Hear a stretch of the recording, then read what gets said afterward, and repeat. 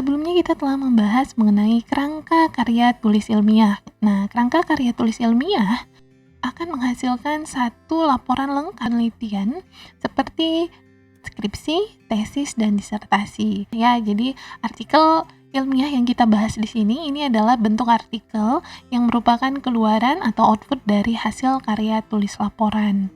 Nah, artikel ilmiah ini dimuat dan dipublikasi dalam jurnal ilmiah. Jurnal ilmiah ada beberapa jenis yang juga menunjukkan tingkatnya, yaitu jurnal ilmiah lokal, jurnal ilmiah nasional tidak terakreditasi, jurnal nasional terindeks, jurnal ilmiah nasional terakreditasi, dan jurnal ilmiah internasional.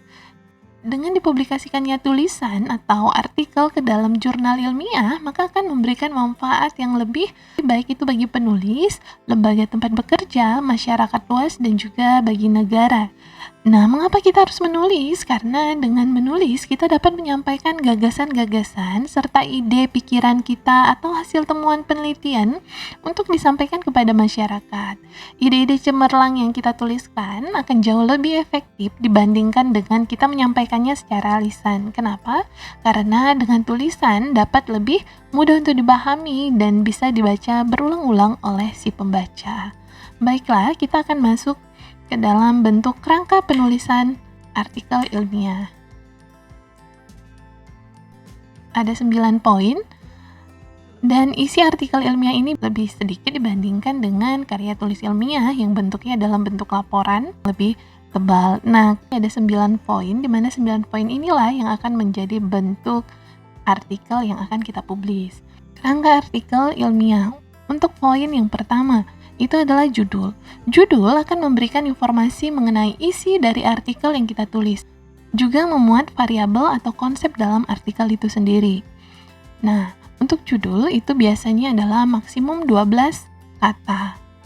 Berikutnya identitas penulis. Identitas penulis itu berisikan nama-nama yang memang benar-benar terlibat dalam penyusunan artikel tanpa menyantumkan gelar akademik. Nah, penulis itu bisa lebih dari satu orang. Nah, kemudian diikutsertakan dengan lembaga tempat penulis bernaung, misalkan adalah sekolah atau perguruan tinggi, dan juga dilengkapi dengan alamat email. Nah, setelah itu kita masuk pada bagian abstrak. Abstrak ditulis secara ringkas dan padat. Abstrak ini adalah tentang ide-ide paling penting dalam artikel.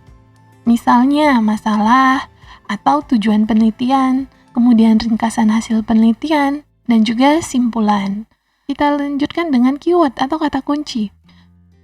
Kata kunci memuat kata-kata yang menggambarkan isi artikel dan biasanya jumlah kata berkisar 3 sampai dengan 5. Kemudian kita masuk untuk pendahuluan. Nah, pendahuluan ini akan memuat latar belakang atau konteks penelitian. Baik itu kajian pustaka, juga memuat rumusan tujuan penelitian. Metode. Nah, secara ringkas, metode ini akan membuat tentang desain atau prosedur penelitian kita, bagaimana data kita kumpulkan, dan bagaimana kita menganalisisnya. Nah, di mana masing-masing komponen bagian dari metode sedapat mungkin akan berkaitan satu dan lainnya secara bermakna.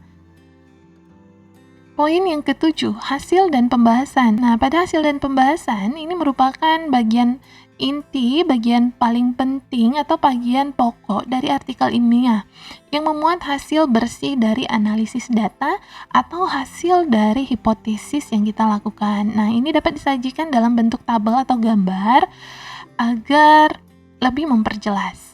Nah, pembahasan adalah pemaknaan atau penafsiran hasil data yang membandingkan hasil-hasil temuan penelitian sebelumnya untuk menunjukkan adanya temuan baru yang memberikan kontribusi baru bagi perkembangan ilmu. Setelah itu, maka kita simpulkan. Maka pada simpulan ini akan memuat hal pokok dari penelitian.